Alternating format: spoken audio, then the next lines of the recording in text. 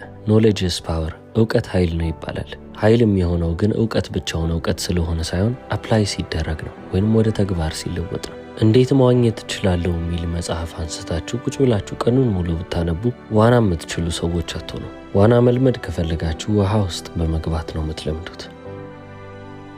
ሁሉም ነገር በዚህ መስመር ነው የሚሄደው። እያንዳንዱ ቲዮሪ በቃል የተማራችሁት ነገር እንዳለ ወደ ተግባር መለወጥ አለበት። ስነ ልቦና ስላጠናችሁ ስነ ልቦና ወደ ተግባር አይለወጥም ልትሉ አትችሉም። ሳይኮሎጂን ስላጠናችሁ ብቻ የሰዎችን ባህሪ ማወቅ ትችላላችሁ። ለምን እንደዛ አይነት ባህሪ እያሳያችሁ እየቀጠሉ እንደሆነም እንደዛው። ሂሳብን ካወቃችሁ ደግሞ ፓተርኖችን በቀላሉ መለየት ትችላላችሁ። ባዮሎጂን ካጠናችሁ ደግሞ ስለ ሲስተም እየተረዳችሁ ትመጣላችሁ። እነዚህ ያወቃችኋቸው ወይንም የተማራችኋቸው ነገሮች የበለጠ መፍትሄን እንዲያገኙላችሁ እንዲያመጡላችሁ ነው የሚረዷችሁ። ወደ ቀጣዩ ርዕስ ሳልፍ ፐርፐስ ስለሚባል ነገር እናወራለን።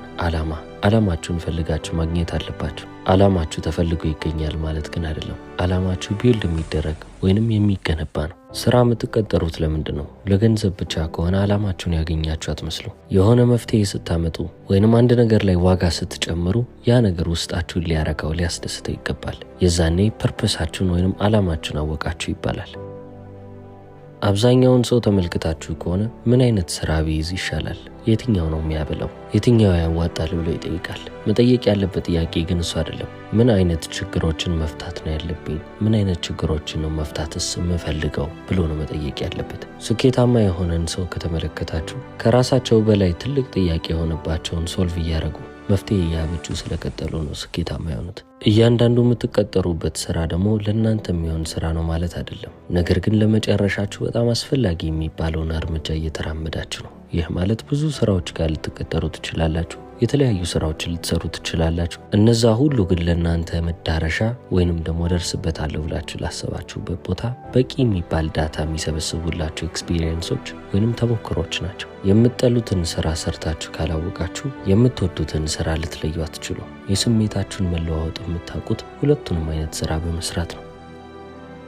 ምን አይነት ስራ ስትሰሩ ነው ለእናንተ ሰዓቱ እየረዘመባችሁ መሄደው? ምን አይነት ስራ ስትሰሩ ነው ለእናንተ ልክ እንደ ጨዋታ የሚሆንላችሁ? ስራችሁን የምትመለከቱበት መንገድ ዝም ብሎ ተራ የሚባሉ ስሜቶች አይደሉም። ዓላማችሁን ለይታችሁ የምታውቁባቸው መንገዶች ናቸው። ስለዚህ ስጦታችሁን ለይታችሁ ካወቃችሁ በኋላ እንኳን የእናንተ ስጦታ የቱ ጋር የበለጠ ማገልገል እንደሚችል ማወቅና መለየት መቻል ይኖርባችኋል። ላምበርጊኒ አቬንተዶር መኪና ይዛችሁ ኢትዮጵያ ውስጥ እንደፈለግኩ ልንዳ ብትሉ መንገዱ ለዛ አይነት መኪና የተሰራ መንገድ አይደለም። ስለዚህ ያንን መኪና አቅሙንም ማድረግ የሚችላቸውንም ነገሮች እዚህች ሀገር ውስጥ ልትመለከቱት አትችሉ። የተሻለ ሀገር ብትወስዱትስ፣ ለምሳሌ ጀርመኒ ብትወስዱት የዛን መኪና ሙሉ አቅም ማወቅና መረዳት ትችላላችሁ። ለምንም ያን ያህል ውድ እንደሆነ የምታውቁበት መንገድ ነው። የምትሰሩትም ስራ ዓላማችሁም ወይንም ክህሎታችሁም በዚሁ በተመሳሳይ መንገድ ነው የሚሰራው። የተሻለ ቦታ ላይ የተሻለ አገልግሎት መስጠት የምትችሉ ከሆነ ያ ቦታ የት እንደሆነ ማወቅና መረዳት መቻል አለባችሁ።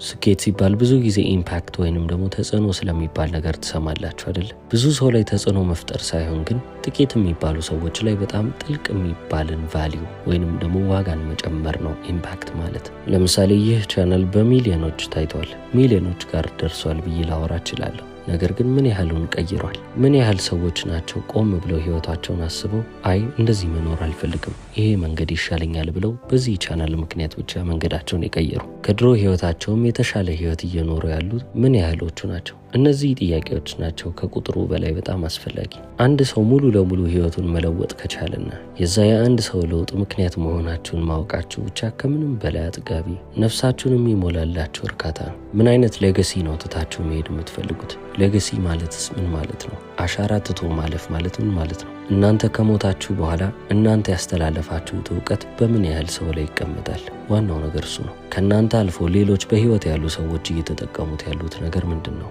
ሌጋሲ ወይንም አሻራ ማለት እሱ ነው።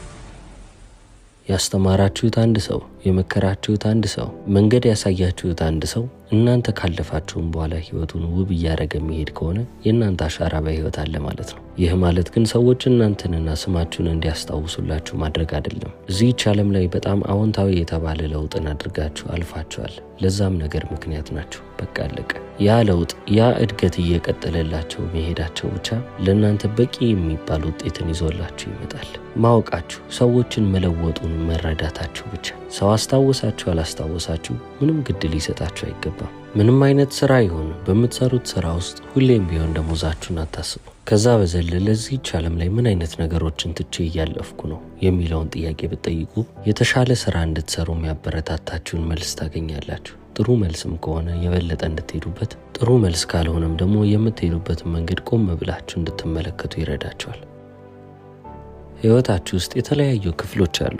ታዲያ እነዚህ ክፍሎች ሁሉ አንድ ላይ እየተሰሩ ነው። ምንም እንኳን የተለያዩ ቢመስሉም ሁሉም እርስ በርስ እየተጠጋገኑ አሊያም አንዱ ሌላኛውን እያበላሸ ይሄዳል።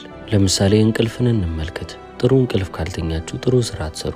ጥሩ ስራ ካልሰራችሁ ጥሩ ውጤት አታገኙ። ጥሩ ውጤት ካላገኛችሁ ደግሞ ደስተኛ አትሆኑ ወይንም በውጤታችሁ አትረኩም። በህይወት ውስጥ እርካታ ማጣታችሁ ደግሞ እናንተን እያሳዘናችሁ የሚመጣ ነገር ነው። ስለዚህ አንዱ መበላሸቱ ብቻ ብዙ ነገሮችን ያበላሻል። ስለዚህ ባላንስ በጣም አስፈላጊ ነገር ነው። አሁን ባላንስ ማለት ምን ማለት ነው ካላችሁ ሁሉንም የህይወት ክፍላችሁን ማመጣጠን ሳይሆን የትኛው የእናንተን የተሻለ ኤነርጂ ይፈልጋል፣ የትኛውን የእናንተን ትንሽ ትኩረት ይፈልጋል የሚለውን መለየት ነው። አንዳንድ ጊዜ ስራችሁ 80% የሚሆነውን ትኩረታችሁን የሚፈልግ ይሆናል። የዛኔ ትኩረታችሁ ለስራችሁ ታረጋላችሁ። ጤናችሁ ደግሞ ቅድሚያ የሚሰጥበት ጊዜ ይመጣል። ያ ጊዜ ደግሞ ሙሉ ለሙሉ ለጤናችሁ መሆን አለበት።